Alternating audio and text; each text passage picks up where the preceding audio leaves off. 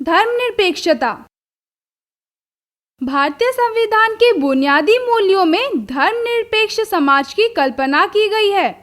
भारतीय संविधान विश्व में अपने कई विशेषताओं के कारण जाना जाता है, जिसमें मुख्य रूप से संघवाद, मौलिक अधिकार, संसदीय शासन, शक्तियों का बंटवारा एवं स्वतंत्र न्यायपालिका प्रमुख है। धर्मनिरपेक्षता और मौलिक अधिकार। भारत जैसे विशाल देश में कई धर्मों को मानने वाले लोग रहते हैं। सभी को अपना धर्म प्यारा लगता है। हाँ, यह बात भी गलत नहीं है कि कई बार लोग अपना पैदाइशी धर्म छोड़कर कई कारणों से किसी अन्य धर्म को अपना लेते हैं। भारत के संविधान निर्माताओं के लिए इस देश के लोगों की धार्मिक मान्यताएं और उनका समान रूप से आदर करने का मुद्दा कितना दिलचस्प और अहम रहा होगा। यह इसलिए क्योंकि कई देशों में समय समय पर धर्म के नाम पर विभिन्न धर्मों के लोगों व समूहों के बीच अत्याचार व दंगे हुए हैं। हमारे अपने देश में भी अंग्रेजों की नीतियों की वजह से हिंदू व मुसलमानों में भी अनेक भेदभाव उत्पन्न हुए, जिसका नतीजा आखिर में भारत के विभाजन के रूप में नजर आया। जब भारत का संविधान बनाने की कोशिश की जा रही थी, तब इस बात का विशेष रूप से ध्यान रखा गया था कि देश की धार्मिक विविधता को बरकरार रखा जाए और साथ ही सभी लोगों को अपना अपना धर्म मानने और उसका प्रचार प्रसार करने की आजादी दी जाए। धर्मनिरपेक्षता की आवश्यकता। भारत में विश्व के 8 प्रमुख धर्मों को मानने वाले लोग रहते हैं। ये हैं हिंदू, इस्लाम, सिख, ईसाई, पारसी, बौद्ध, जैन और यहूदी। भारत के संविधान निर्माताओं के सामने एक बड़ी चुनौती यह थी कि वे यह कैसे सुनिश्चित करें कि धर्म के नाम पर किसी धार्मिक संप्रदाय को दबाया नहीं जाएगा। यह भी जरूरी था कि कोई भी राज्य सरकार किसी एक धर्म को महत्व नहीं देगी और अपने कानून, नियम व नीतियों को किसी एक धर्म का आधार रखकर नहीं बनाएगी। इन्हीं कारणों से भारतीय संविधान में धर्मनिरपेक्षता को मुख्य सिद्धांत के रूप में शामिल किया गया था।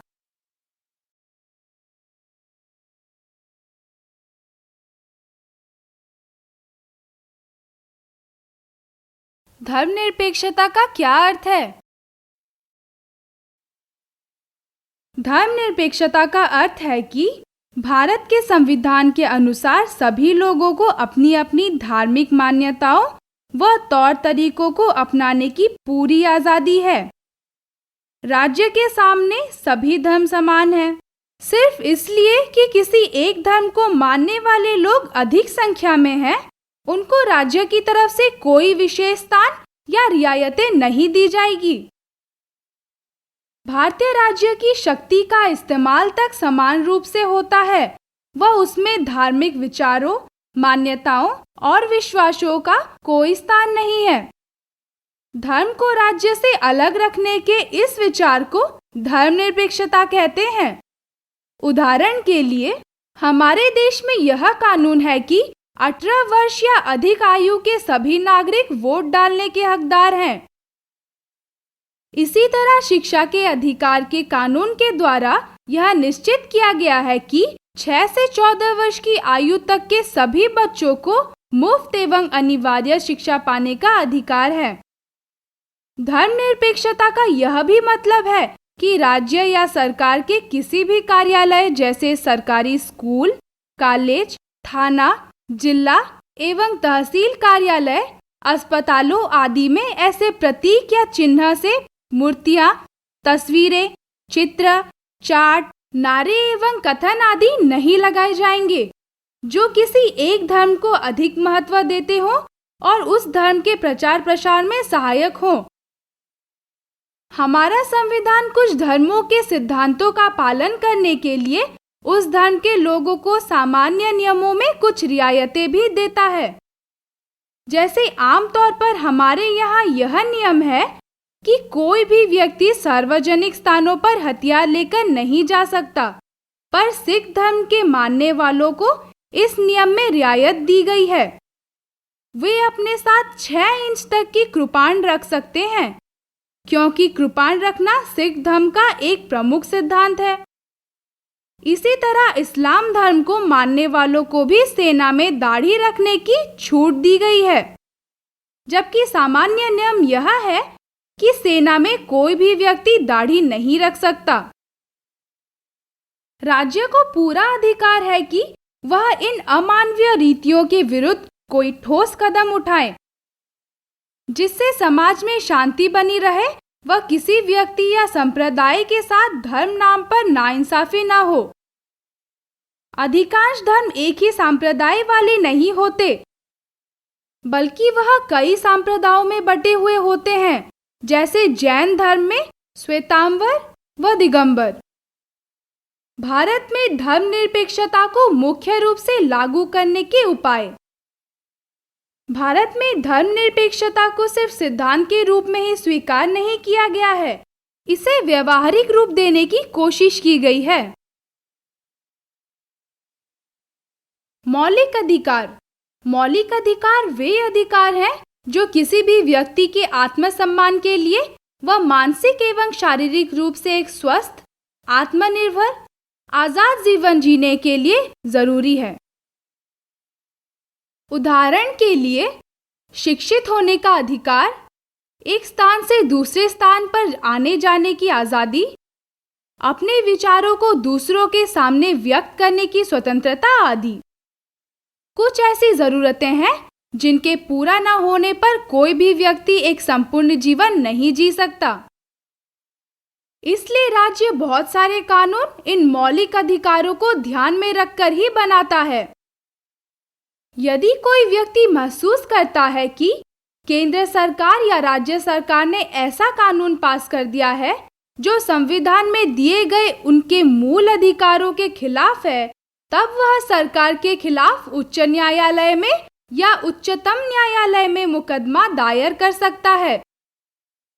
तब सर्वोच्च अदालत यह तय करती है कि वह कानून संविधान के अनुरूप है या नहीं। मौलिक अधिकार संविधान के तीसरे भाग में दिए गए हैं और इन्हें 6 भागों में बांटा गया है, जिन्हें नीचे दिया गया है। भारतीय संविधान में उल्लिखित मौलिक अधिकारों में से कुछ अधिकार। समता का अधिकार। कानून की नजर में सभी लोग समान हैं। इसका मतलब है कि सभी लोगों को देश का कानून एक समान सुरक्षा प्रदान करेगा। इस अधिकार में यह भी कहा गया है कि धर्म, जाति या लिंग के आधार पर किसी भी नागरिक के साथ भेदभाव नहीं किया जा सकता। खेल के मैदान, होटल, दुकान इत्यादि सार्वजनिक स्थानों पर सभी को बराबर पहुंच का अधिकार होगा। रोजगार के मामले में राज्य किसी के साथ भेदभाव नहीं कर सकता, लेकिन इसके कुछ अपवाद हैं। छुआछूत की प्रथा का भी इसी के तहत उन्मूलन कर दिया गया है। स्वतंत्रता का अधिकार। इस अधिकार के अंतर्गत अभिव्यक्ति और भाषण की स्वतंत्रता, संगठन बनाने की स्वतंत्रता, देश के किसी भी भाग में आने जाने और रहने तथा कोई भी व्यवसाय, पेशा या कारोबार करने का अधिकार शामिल है। शोषण के विरुद्ध अधिकार। संविधान में कहा गया है कि मानव व्यापार, जबरिया और 14 वर्ष से कम उम्र के बच्चों को मजदूरी पर रखना अपराध है। धार्मिक स्वतंत्रता का अधिकार। सभी नागरिकों को पूरी धार्मिक स्वतंत्रता दी गई है। प्रत्येक व्यक्ति को अपनी इच्छा का धर्म अपनाने, उसका प्रचार प्रसार करने का अधिकार है। संस्कृति और शैक्षणिक अधिकार। संविधान में कहा गया है कि धार्मिक या भाषाई सभी अल्पसंख्यक समुदाय अपनी संस्कृति की रक्षा और विकास के लिए अपने अपने शैक्षणिक संस्था खोल सकते हैं। संवैधानिक उपचार का अधिकार। यदि किसी नागरिक को लगता है कि राज्य द्वारा उसके किसी मौलिक अधिकार का उल्लंघन हुआ है, तो इस अधिकार का सहारा लेकर वह अदालत जा सकता है। धार्मिक स्वतंत्रता का अधिकार व धर्मनिरपेक्षता। धार्मिक स्वतंत्रता के मूल अधिकार में यह कहा गया है कि हर एक व्यक्ति अपने अंतरात्मा की आवाज से किसी भी धर्म को मान सकता है। उसे किसी धर्म को मानने के लिए मजबूर नहीं किया जा सकता। यह पूरी तरह से व्यक्ति की इच्छा पर निर्भर है कि वह किसी धर्म को माने या न माने। अल्पसंख्यकों के संस्कृति व शिक्षा संबंधी अधिकार व धर्मनिरपेक्षता। संविधान में यह भी ध्यान रखा गया है किसी भी अल्पसंख्यक समुदाय के साथ नाइंसाफी न हो, बल्कि संविधान के तरफ से उन्हें कुछ विशेष अधिकार मिले हुए हैं, जैसे कि सभी अल्पसंख्यकों को, चाहे वे धर्म के आधार पर हो या भाषा के आधार पर, अपनी विचारधारा की शिक्षण संस्थाओं की स्थापना करने और चलाने का अधिकार है। आमतौर पर भाषा और धर्म के आधार पर यह किया जाता है कि किन्हें अल्पसंख्यक समूह माना जाएगा। कोई अल्पसंख्यक है या नहीं, यह इस पर निर्भर करता है कि वे कहाँ रहते हैं। उदाहरण के लिए, मराठी बोलने वाले लोग महाराष्ट्र में अल्पसंख्यक नहीं माने जाएंगे, लेकिन पश्चिम बंगाल में वे अल्पसंख्यक माने जाएंगे।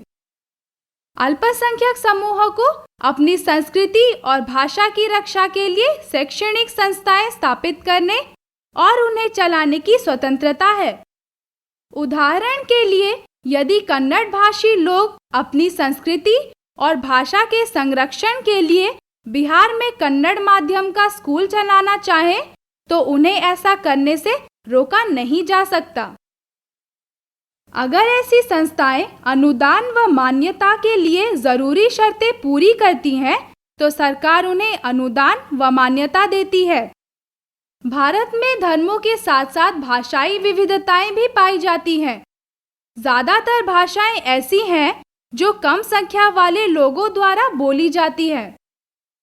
अधिकतर भाषाओं का संबंध कम संख्या वाले धर्मों को मानने वालों से भी है। इसलिए अल्पसंख्यकों के सांस्कृतिक व शिक्षा संबंधी अधिकार धर्मनिरपेक्षता को व्यवहार में लागू करने व मजबूत करने में बहुत सहायक हुए हैं। अल्पसंख्यकों की भाषाओं को सुरक्षा प्रदान करके एक तरह से उनकी धार्मिक अभिव्यक्ति को समर्थन दिया गया है। धर्मनिरपेक्षता को संविधान की उद्देशिका में शामिल करना। देश में धर्मनिरपेक्षता को बढ़ावा देने के लिए धर्मनिरपेक्षता को सन 1976 में संविधान में 42वें संशोधन द्वारा संविधान की उद्देशिका में शामिल किया गया था। व्यक्तिगत कानूनों को धर्मनिरपेक्षता के आधारों पर बनाने की कोशिश। भारत में धर्मनिरपेक्षता का प्रचार करने के लिए 1948 से ही निरंतर प्रयास किया जा रहा है। संपत्ति के उत्तराधिकार, विवाह, तलाक और बच्चों को गोद लेने जैसी कई महत्वपूर्ण सामाजिक कानूनों को धर्म की वजह सामाजिक आधारों पर बनाया गया, ताकि दलित जातियों एवं महिलाओं को धर्म के आधार पर बने हुए भेदभाव वाले कानूनों से छुटकारा मिल सके।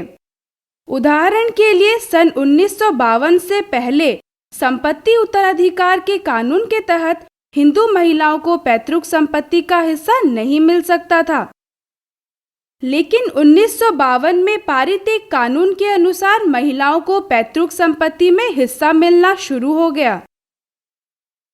धर्मनिरपेक्षता भारत के संविधान का एक महत्वपूर्ण मूल्य है।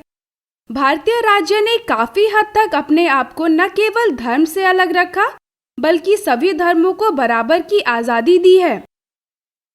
यही वजह है कि भारत से सभी उच्च पदों जैसे राष्ट्रपति, प्रधानमंत्री और मुख्य न्यायाधीश आदि के पदों पर समय समय पर अलग अलग धर्मों के लोग पदासीन हुए हैं। कुछ सांप्रदायिक दंगों के बावजूद भारत में आमतौर पर अलग अलग धर्म के लोगों में काफी हद तक एकता रही है।